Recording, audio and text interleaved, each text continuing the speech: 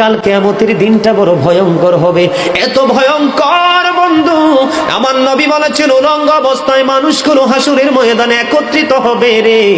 ও বন্ধু, প্রত্যেকের কবর থেকে ওই হাসুরের ময়দানটা কমপক্ষে 50,000 বছরের রাস্তা হবে রে বন্ধু। এই জন্য নবী যখন মেরাজের রজনীতে বোরাক দেখেছিল, আমার নবীকে আল্লাহ দাওয়াত দিয়েছে, বোরাক দেখে আমার নবী এত ক্রন্দন করেছিল, মনে হয়েছিল যেন আমার নবীর চক্ষু মুবারক দুইটা ঝর্ণা হয়ে গেছে। এই যুবক, কাল কিয়ামতের দিন ঘাম এত ঘামবে রে, কেউ মাজা পর্যন্ত, কেউ নাভি পর্যন্ত, কেউ বা আবার পুরো শরীর বন্ধু ঘামের নিচে ডুবে থাকবে, আবার মাথার মগজ টকবক টকবক করে উতরাইতে থাকবে রে। আল্লাহ বলেছেন লা ইয়ামুতু, people will not die that day, সেদিন মানুষ আর মরতে পারবে না।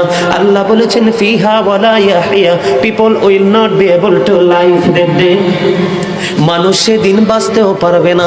আমার আল্লাহ বলেছেন অমাহুম আনহা বিগাইবিন, people will not be able to escape that day, সেদিন মানুষ সেখান থেকে পালিয়ে যেতেও পারবো না রে।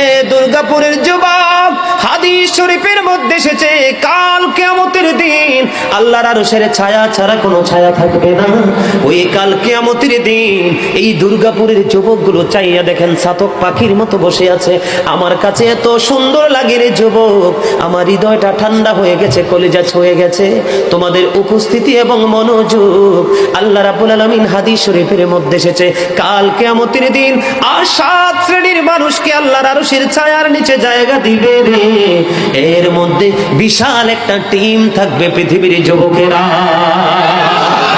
জোরে জোরে সুবহানাল্লাহ।